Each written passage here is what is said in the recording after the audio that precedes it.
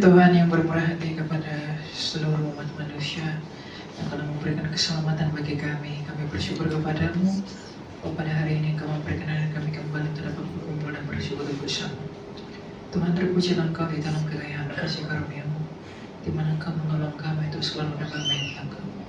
Karuniakanlah kepada kami pengertian dan hikmat, agar di dalam hikmat itu kami dapat mengerti apa yang sedang Kau kerjakan dalam hidup kami.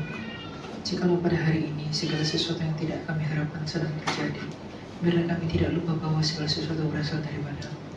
Biarlah Engkau yang mengaruniakan kami kerendahan hati untuk dapat mengerti bahwa kami tidak mengerti atas hal apapun. Dan juga Engkau yang mengaruniakan kepada kami hati yang rela untuk dapat menerima segala keputusan-Mu dalam hidup kami. Dan Engkau juga yang memampukan kami untuk memberikan diri kami kepada kehendak-Mu, agar dengan menyerahkan diri kami kepada-Mu, Engkau membawa kami kepada apa yang Engkau perkenankan. Tuhan, ampunilah dosa dan pelanggaran kami, hitunglah kami di antara domba-Mu, dan bawalah kami di dalam padang pengembalaan. Terpujilah Engkau ya Tuhan kami Yesus Kristus, dengan Bapa-Mu yang mulia dan mengutus Engkau, dan Roh-Mu yang kudus untuk sekarang dan selama-lamanya. Amin. Shalom. Silakan duduk Bapak Ibu. Hari ini kita akan baca firman Tuhan menurut Injil Matius pasalnya yang ke-5, ayat yang ke-3 ya. Kita akan berbicara tentang khotbah Kristus di bukit, yaitu ucapan bahagia. Matius 5 ayat yang ke-3. Berbahagialah orang yang miskin di hadapan Allah, karena merekalah yang punya kerajaan surga. Sekali lagi, berbahagialah orang yang miskin di hadapan Allah, karena merekalah yang punya kerajaan surga. Apa arti ketika Tuhan Yesus mengatakan berbahagialah orang miskin di hadapan Allah, karena mereka yang punya kerajaan surga?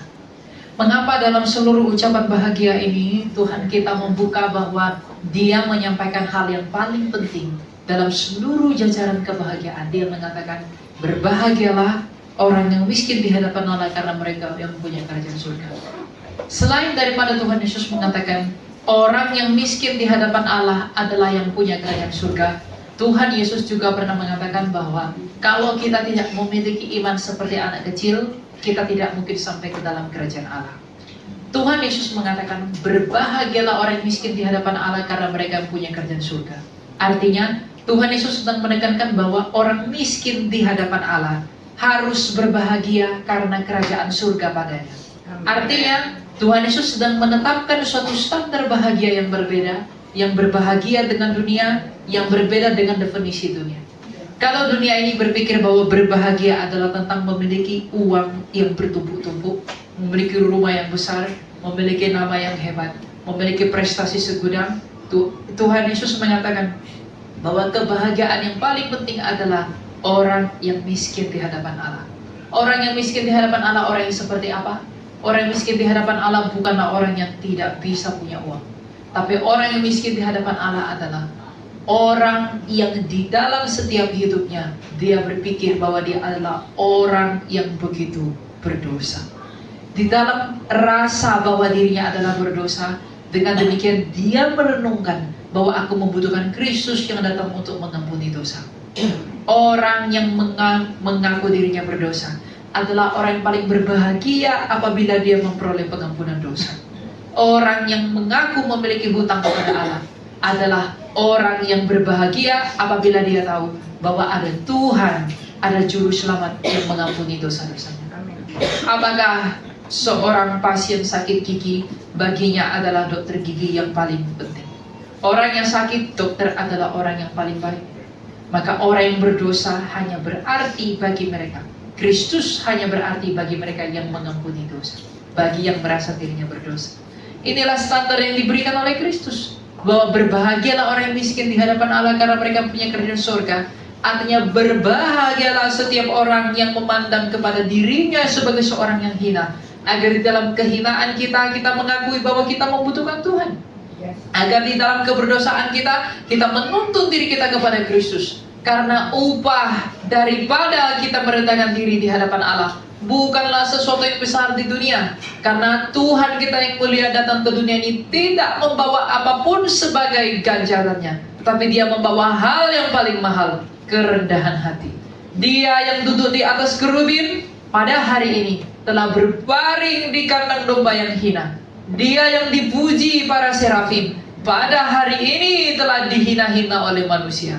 Dia hakim yang agung, telah dihakimi oleh Pilatus. Dia raja yang hidup, telah diperbudak oleh manusia yang hina. Inilah kerendahan hati yang begitu meneladani dan menjadi sumber teladan bagi manusia daripada hal dan kesaksian apapun yang pernah ada di dunia. Oleh karena itu, di dalam kerendahan hati Tuhan yang telah memberikan dirinya bagi manusia, maka dia yang rendah hati hanya dapat diterima oleh setiap orang yang rendah hati. Maka dia mengatakan, berbahagialah orang miskin di hadapan Allah, karena dialah yang punya kerajaan surga. Sebab kerajaan surga yang dinyatakan oleh kerendahan hati Allah hanya dapat diterima oleh mereka yang rendah hati. Bapak Ibu, dengan demikian kita mengerti bahwa seluruh apapun yang kita miliki di dalam dunia, apapun yang kita pikirkan dalam hidup pada hari ini, dan padahal apapun kita sedang berjuang pada hari ini, janganlah kita pernah lupa bahwa kita harus menjadi miskin di hadapan Allah. Kita harus menjadi orang yang merasa tidak berguna. Ketika engkau berpikir bahwa engkau berguna, ketika kita berpikir bahwa kita berarti, pada saat yang sama kita membuat diri kita tidak berarti. Sebab apakah artinya kekayaan? Apakah artinya uang yang banyak? Apakah artinya rumah yang besar? Apakah artinya status yang besar? Dunia ini berpikir bahwa dengan memiliki seluruh dunia bisa mempertahankan hidupnya. Tapi Kristus pernah mengatakan, apa gunanya engkau memiliki seluruh dunia jika engkau kehilangan nyawamu? Apa yang dikatakan dunia dibalikkan oleh Yesus Kristus. Sebab ada satu hal yang menjadi poin terpenting dari makna kedatangan Tuhan itu. Yang dicari oleh seluruh manusia di bumi ini adalah satu hal, yaitu hidup. Orang bekerja cari uang banyak demi hidup. Orang sekolah tinggi-tinggi ke luar negeri demi uang banyak dengan ijazah tersebut. Mereka berbisnis, bahkan rela melakukan trik kotor demi uang, demi perut, demi hidup. Hidup yang dicari oleh seluruh manusia. Dan yang paling ditakuti manusia adalah bagaimana dia mati. Yang paling dihindari manusia adalah kematian. Maka semua orang berlomba-lomba menghindarkan dirinya dari kematian itu. Maka jikalau hidup itu yang dicari manusia dan kematian yang paling ditakuti oleh manusia, apakah alasan manusia itu menyerahkan dirinya kepada Yesus Kristus sebagai satu-satunya yang telah mengalahkan kematian melalui kebangkitannya dan memberikan hidup melalui itu? Tidak ada. Dengan demikian kerendahan hati Allah di dalam karyanya inilah harus kita sambut di dalam pengakuan akan diri kita sendiri, bahwa kita bukanlah apa-apa di hadapan Allah. Jangan seorang pun bermegah karena engkau hebat. Jangan seorang pun bermegah karena saya melayani Tuhan. Jangan seorang pun bermegah karena dia melakukan yang baik bagi Tuhan. Tidak ada yang baik yang dapat dihasilkan oleh seorang seperti saya jikalau Tuhan tidak pernah mengaruniakan kemampuan itu. Oleh karena itu ketika kita melayani, ketika kita melakukan yang baik, ketika kita melakukan yang terpuji di dunia, jangan anggap itu hasil dari usahamu, sehingga dengan demikian kita berusaha mempermuliakan diri dan merasa lebih baik daripada saudara kita. Mungkin dengan pelayananmu, menolong orang, dengan berkhotbah, menolong orang sakit, dengan menyanyi, kita menolong orang lain. Tapi dengan sikap hati yang seperti itu, kita lupa menolong diri kita sendiri. Orang yang melayani Tuhan tidak mungkin merasa dirinya berarti di hadapan Allah. Karena tidak mungkin kerajaan Allah diberikan kepada mereka yang merasa dirinya berarti. Sebab kalau saya merasa diri saya berarti, maka Kristus tidak berarti buat saya. Tapi kalau saya merasa diri saya tidak berarti, seorang yang tak layak mendapatkan rahmat, tetapi dengan demikian dia memberikan rahmatnya kepada kita.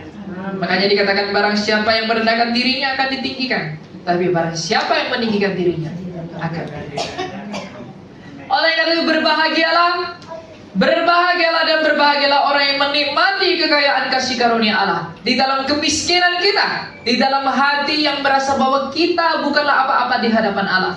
Oleh karena itu, jikalau pada saat ini adalah hal yang membuat merasa lebih baik daripada orang lain, dengan demikian kita mengangkat diri kita, membuat diri kita lebih terpuji daripada apa yang seharusnya yang menjadi kodrat kita yang adalah orang yang hina. Tidak mungkin kita berkenan di hadapan kerajaan Allah.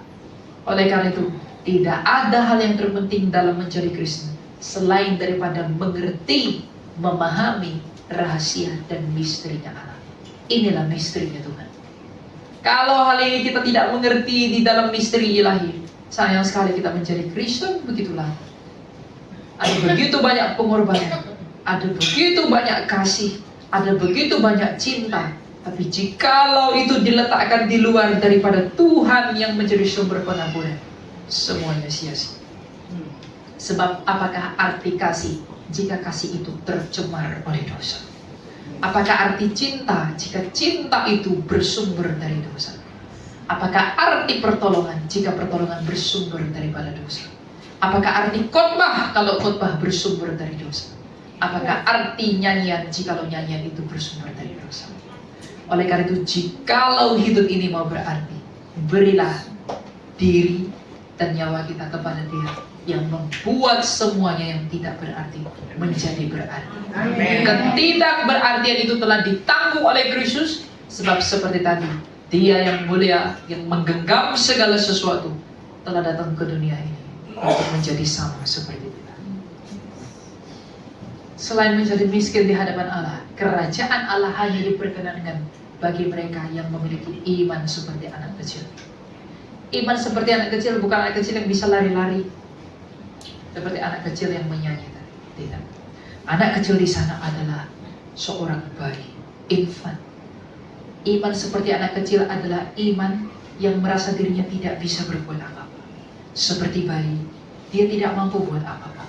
Dia menyerahkan sepenuhnya kepada keputusan yang dia yakini yang memelihara dia. Maka kita sebagai manusia, jangan anggap dirimu mampu melakukan apapun. Tapi datang kepada Allah, katakan, Tuhan, aku tidak bisa berbuat apa-apa. Aku tidak bisa menghasilkan yang baik. Aku nggak bisa menghasilkan yang mulia. Hanya dosa yang bisa aku beranakkan. Hanya kesalahan yang bisa aku timbulkan. Oleh karena itu, aku menyerahkan diriku kepadamu dalam maksud memohon pertolonganmu, memohon kasih karuniamu, dan memohon pimpinan daripada Engkau, agar dengan ketidakmampuanku berbuat apa-apa, maka ketika Engkau memberikan anugerahmu, maka terpujilah anugerahmu yang memampukan aku melayani. Jadi orang yang merasa dirinya mampu, ketika melayani Tuhan, dia akan meninggikan dirinya.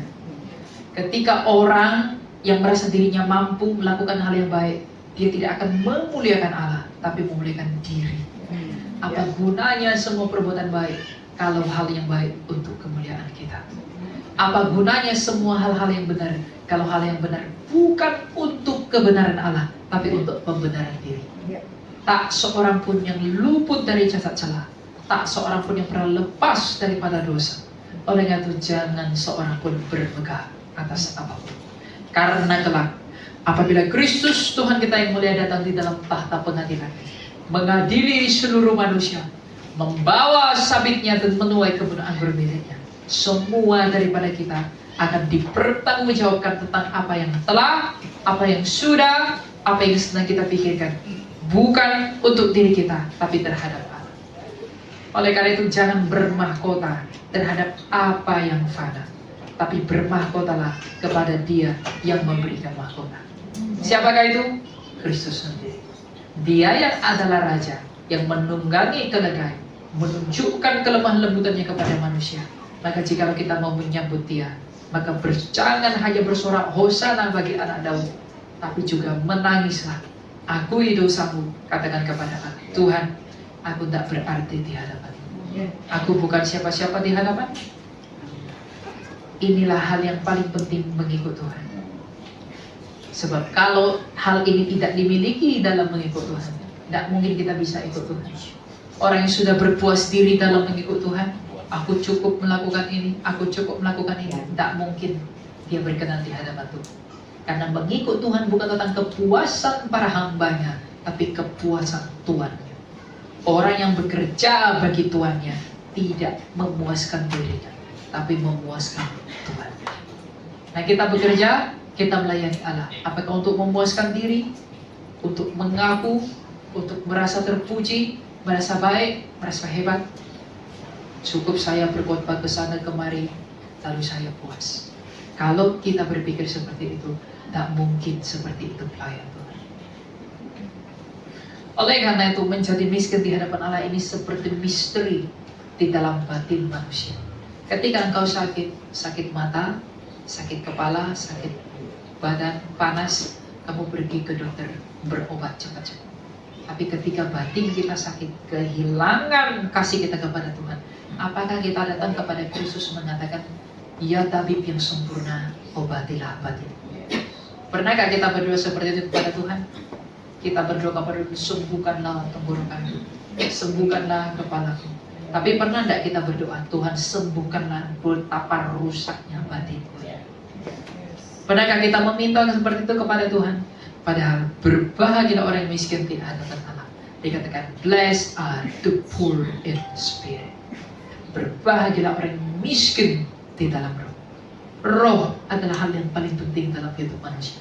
Keterpisahan roh dengan Allah lah yang membuat manusia ini rusak.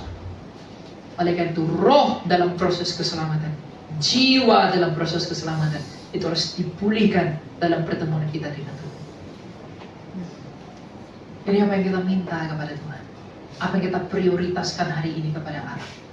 Hal yang fana, sehebat apapun dunia ini mengusahakannya, tetap binasa. Sebab Kristus berkata, I am the vine, akulah pokok anggur yang benar. Di luar aku, engkau gak bisa buat apa-apa. Jadi ubah mindsetmu dalam mengikut Tuhan. Kalau pada hari ini kau sedang berjuang demi hal yang fana, gak mungkin kelak kamu bisa berbahagia apabila bertemu dengan Dia yang tidak fana itu. Kalau pada saat ini kita berpikir tentang hal-hal yang mulia di dunia ini, melupakan kemuliaan Tuhan, maka ketika Dia datang dalam kemuliaannya, kita menjadi kecewa. Apabila kita memikirkan apa yang Tuhan kita tidak pikirkan, maka apabila Ia datang dalam pikirannya dan maksudnya menuai kita, kita tidak termasuk dalam hitungan. Bukannya kita menjadi terbuang, semuanya menjadi sia-sia dan sia-sia. Hal ini saya khotbahkan untuk mengajarkan kita semua bahwa hikmat untuk dapat mengerti kerendahan hati Allah adalah yang paling penting. Yang paling penting menjadi seorang Kristen adalah bukan betapa besarnya pelayananmu, bukan betapa terkenalnya engkau, bukan tentang seberapa bagus kamu berkhotbah, tentang seberapa bagus suaramu, tentang berapa banyak orang yang kamu layani. Tidak. Tapi tentang bagaimana dalam hatimu kamu mengerti kesederhanaan Allah, dan di dalam pengertian itu tindakan-tindakan baik besar maupun kecil itu dilahirkan. Sebab iblis pun melahirkan karya yang besar, tapi dasarnya kotor. Sebab banyak karya yang agung, banyak karya yang dipuji, yang mulia, tapi sumbernya kotor. Tapi kalau hati yang bersumber daripada pengertian akan Kristus yang merendahkan dirinya, memahami misterinya Tuhan, maka sekecil apapun tindakan kita, tindakan yang kecil itu lahir dari pengertian yang benar dalam memahami kesederhanaan Allah. Oleh karena itu, apa yang kamu upayakan sekarang? Apa yang kita kejar? Apa yang kita cari? Mari berjuang memahami Tuhan itu sendiri. Sebab tidak ada hal yang lebih indah selain daripada berdamai dengan pencipta kita sendiri. Tidak ada hal yang lebih mulia daripada bertemu dengan Tuhan sendiri. Kamu ketemu dengan tadi kesaksian kekuatan cinta, ketemu dengan suami, ketemu dengan istri, atau dengan pacar. Bahagia sekali, bukan? Mereunifikasi dalam ikatan kasih. Tapi bayangkan, bagaimana kalau kita bertemu dengan Dia yang mencipta engkau menurut gambar dan rupanya, yang mencipta saya menurut gambar dan rupanya. Bukankah itu hal yang lebih indah?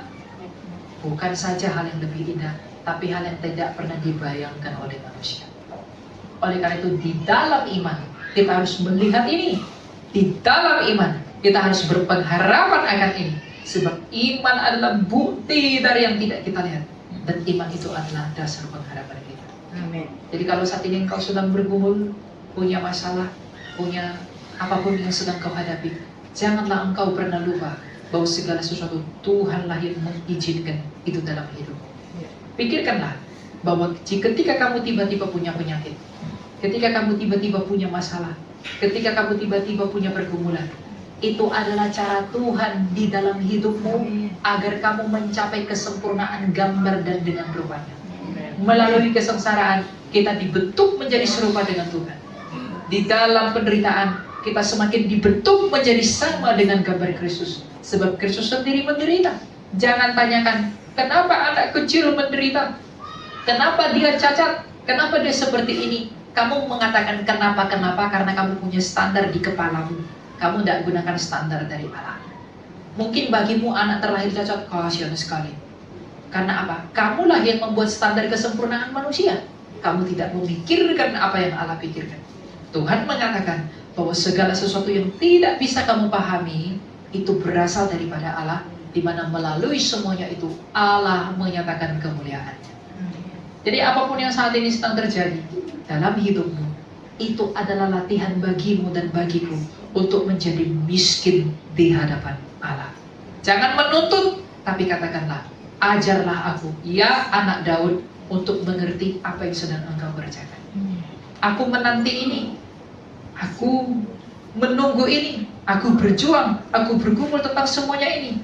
Maka berikan aku kesabaran untuk mengerti dan menunggu jawaban daripada rencanamu. Karena dengan demikian kita menjadi seperti anak kecil. Itulah latihan-latihan yang penting di dalam pertolongan Tuhan untuk mencapai kesempurnaan dengan gambar dan rupa Kristus, agar dengan demikian kita bisa bersama dengan Dia dalam kerajaan Allah. Amin. Inilah yang harus kamu pahami. Inilah yang harus kita kenal. Hidup jadi Kristen itu bukan semata-mata tentang hal yang enak-enak, tidak. Sebab kalau Kristus enak-enak, tidak mungkin kamu dan saya selamat. Sebab jikalau para rasul tidak mati martir demi menuliskan semuanya ini, tidak mungkin kamu kenal Tuhan. Dari mana kamu kenal Tuhan? Alkitab, bukan? Oleh karena itu, pahamilah misteri dan rahasia Allah. Jikalau kita tidak tahu apa yang sedang terjadi, seperti apa yang mengganggu hidupku, apa yang sedang terjadi dalam hidup ini, aku nggak mengerti kemana alurnya. Itulah latihan kepada kita agar kita miskin di hadapan Allah. Untuk mengatakan apa? Aku tidak bisa berbuat apa-apa. Aku tidak tahu apapun. Aku ini nggak bisa buat apa-apa ya Tuhan. Aku ini nggak mampu berbuat apa-apa. Dengan demikian hidup itu jadi enteng. Jadi kalau orang melayani, jangan bawa dirimu, bawa Tuhan. Kenapa? Kalau kamu bawa diri, misalnya kamu khotbah hanya 3 orang yang datang, lalu kamu datang dengan dirimu sendiri, lalu dia bilang, aduh hanya 3 orang yang datang, aduh miris sekali. Lalu dia tersiksa. Kenapa? Karena dia merasa ingin diakui, diundang. Ada berapa jemaatnya? Kalau cuma 50 tidak mau datang, maunya lebih banyak. Agar apa? Dia gak merasa sia-sia berbicara. Kalau nyanyi digaji berapa? Oh hanya 500.000, tidak boleh datang. Kalau kamu membawa dirimu dalam pelayananmu, engkau akan kecewa. Tapi kalau engkau membawa Kristus dalam dirimu, mau ada yang dengarkan, mau gak ada yang dengarkan, mau ada duit, tidak ada duit, kamu melakukannya buat Tuhan, bukan untuk manusia. Ya kan? Jadi kamu gak stres. Makanya orang stres dalam pelayanan itu ulahmu sendiri. Kamu berekspektasi besar dalam ikut Tuhan. Padahal Tuhan tidak pernah mengekspektasikan apa-apa darimu. Kita menyiksa diri sendiri. Makanya Alkitab mengatakan, lakukanlah segala sesuatu sebagaimana engkau melakukannya untuk Tuhan. Amin. Karena dengan demikian kita bisa stres. Jadi jangan pikiran ekspektasi. Ada saya bingung kadang. Nanti jemaat saya sedikit. Nanti jemaat saya kabur. Ngapain kamu takut jemaatmu kabur? Kalau kamu melayani dengan sungguh-sungguh, dengan kemurnian, dengan kebenaran, kamu tidak perlu takut. Amin. Karena apa? Bukan kamu yang rugi, kamu lakukannya untuk Tuhan. Atau misalnya persekutuan doa ini, ya kan? Nah kemudian udah masak banyak-banyak, ada kue, ada daging. Aduh, hanya 30 orang yang datang. Lalu Ibu RT kecewa. Kenapa ya saya masak banyak, tapi hanya dikit yang datang? Lalu ketika menjadi kecewa seperti marah kepada Tuhan. Itu tidak boleh. Ketika pun banyak makanan yang berlebih, kita boleh bagi kepada orang lain kan? Jadi tidak ada alasan untuk merasa bahwa kita pernah dirugikan dalam melayani Allah. Karena kamu mampu pun melayani Allah bukan dari dirimu. Itu pertolongan tuh. Itu dengan berpikir seperti itu, kita menjadi miskin di hadapan. Pikirkanlah hal-hal seperti ini dalam hidupmu dan latihlah kerendahan hatimu, latihlah kerelaan hatimu dalam melayani Tuhan. Apabila ia datang, ia tidak mengatakan, kamu enyah. Tapi dia mengatakan, engkau dalam menjalani segala sesuatu, bergabunglah dalam kerajaan. Mau dengar itu? Amin. Mau dengar kan? Ya. Siapa yang tak mau dengar? Tidak ada. Semua mau dengar. Tapi masalahnya mau melakukannya sulit? Sulit? Yang bilang mudah itu pasti bohong. Tak ada itu. Semua sulit kan? Tapi di dalam dan bagi Allah tidak ada hal yang tidak mungkin. Kalau kita mau, ini jangan dipelesetkan hal yang tidak mungkin ini berikan dunia-dunia ya. Jangan ke sana ya. Pikirin. Tapi tidak ada yang tidak mungkin bagi Tuhan kalau kita mencari kerendahan hati, kita mengejar kerelaan, kita mengejar keberserahan diri di dalam pertolongan daripada Roh Allah. Karena Roh Allah adalah penolong, maka Dia akan menolong kita untuk menyenangkan hati. Amin. Dengan demikian kita menjadi sama, serupa dengan Kristus. Bukankah itu tujuan kita? Ya. Betul kan? Ya. Kalau itu tujuan kita, carilah ini lebih dahulu. Yang lain-lain itu tidak usah pusingkan. Itu tidak usah pusingkan dulu. Tapi memiliki hati yang rela, Tuhan, kemanapun aku melayani, biarlah aku melayani bagimu. Engkau yang menyediakan tempat kemana aku melayani. Amin. Apapun yang sedang kita pikirkan, serahkan semua kepada kehendak Allah. Apa yang terjadi, biarlah terjadi. Kalau kamu hidup seperti itu, hidupmu itu ringan. Makanya Kristus berkata, apa? Kuk yang kupikul itu ringan. Itu maksudnya. Jadi kuk yang pikul itu ringan bukan karena Tuhan bahkan kamu uang beribu-ribu juta di rekening. Dengan demikian beli apapun kamu mau, enggak itu maksudnya. Tapi turunkan ekspektasimu dengan menjadi miskin di hadapan. Amin. Tuhan berkati, mari kita berdoa. Tuhan yang bertata dalam kerajaan surga, kami bersyukur dan berterima kasih kepadamu bahwa pada kesempatan ini Engkau mengajar kami bagaimana kami harus berbahagia dalam mengenal Engkau.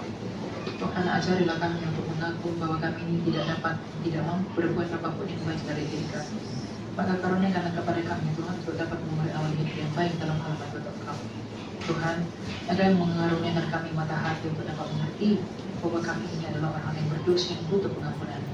Tuhan, biarlah kami menuntut diri kami kepadamu di dalam pengampunan yang daripadamu, agar dengan merasakan indahnya pengampunan daripadamu melalui pengorbananmu di Kalvari, kami dapat berbahagia atas hidup kami, di mana kami telah menerima pengampunan daripada Engkau di dalam sukacita yang daripadamu juga.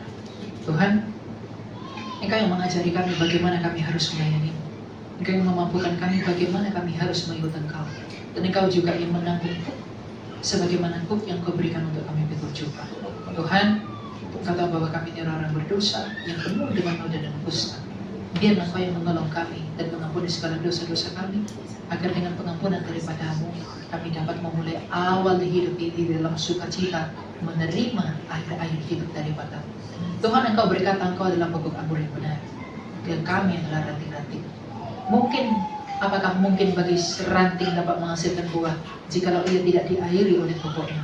Maka Tuhan, pokok anggur yang benar, berikanlah kami air hidup yang daripadamu, agar melalui air yang daripadamu kami dapat menghasilkan buah-buah yang baik di dalam hidup kami. Bukan untuk kemuliaan kami, tapi untuk kemuliaan Engkau yang telah menopang dan memberikan kami makanan daripadamu.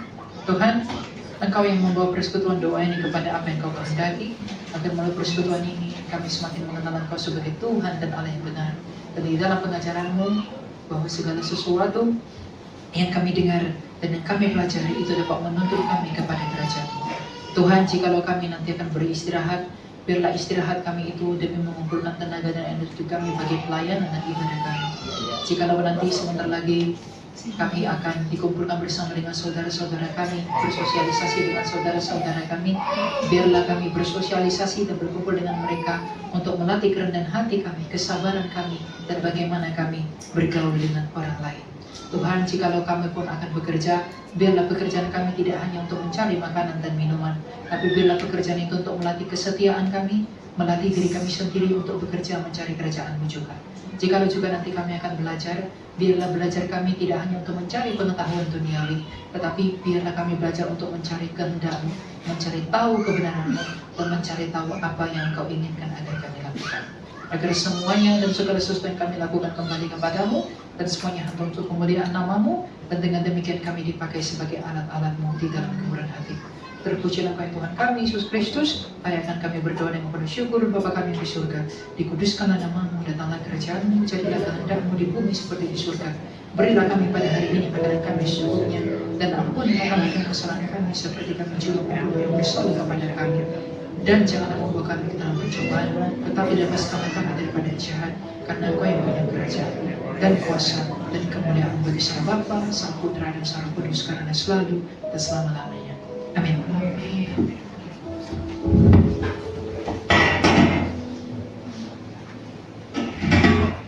Puji Tuhan, terima kasih kita sudah diberkati oleh firman Tuhan. Terima kasih buat hambanya Tuhan Yesus berkati, dan kita akan memberikan persembahan syukur kita